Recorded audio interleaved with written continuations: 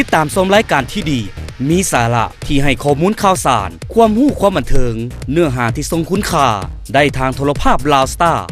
ช่องทางการรับชมสามารถรับชมได้ทุกพื้นที่ทั่วประเทศลาวและอีก26ประเทศทั่วโลกด้วยระบบดาวเทียม C band และ KU band สามารถรับชมรายการย้อนหลังได้ทาง YouTube Loud Star Channel ติดตามการเคลื่อนไหวได้ทาง Facebook Loud Star TV Instagram loudstar_tv www.loudstartv.la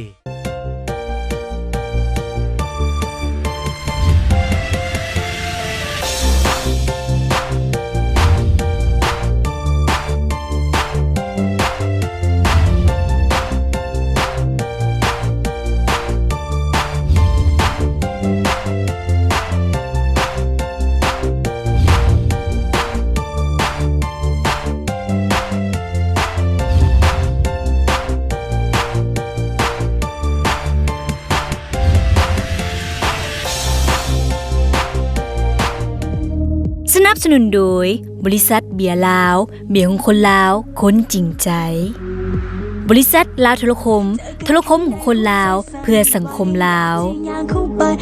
บริษัทโตโยต้า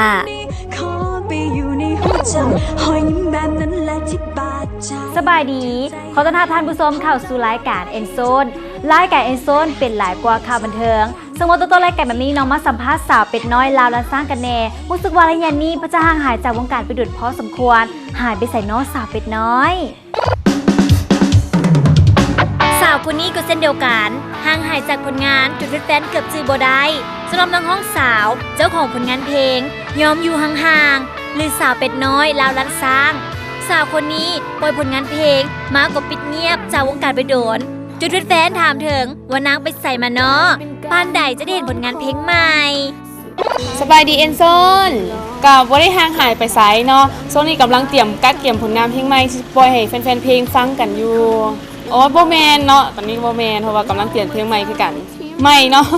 ก็จะเป็นออกแบบล็อกอาจจะมีกลิ่นอายของล็อกขึ้นมาแห้งๆขึ้นมาหน่อยนึงเนาะภายในเดือนนี้แหละเจ้าแต่ว่าก็ได้ปล่อยทาง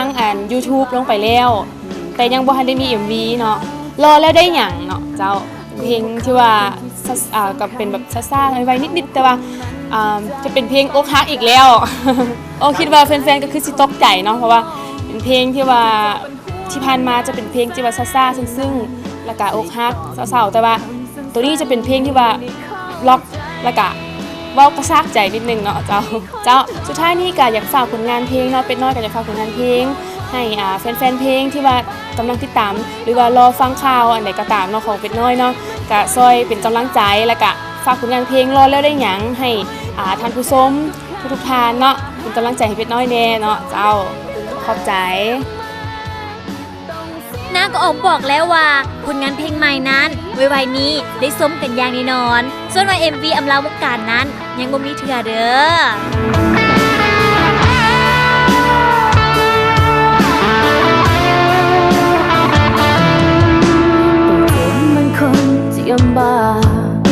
ต้องเล่ามาจำทิมกันอยากถามคงเป็นจริงเท่านั้นสาวเป็ดน้อยก็ออกบอกแล้วว่าน้องบ่ได้หายไปสายเพียงแต่ว่าดักซุ่มเฮ็ดผลงานกันอยู่ไวๆนี้เพิ่นบอกว่าได้ฟังผลงานของเพิ่นกันอย่างแน่นอนในเดือนสิงหานี้มาสัมภาษณ์หนุ่มอเล็กทีโอพีกันแน่สำหรับเรื่องหัวใจรู้สึกว่าระยะนี้เพิ่นจะโพสต์รูปคู่สวีทหวานให้ได้อิจฉากันตลอดป่านเดี๋ยวน้องจะได้ยินข่าวดีนี่นา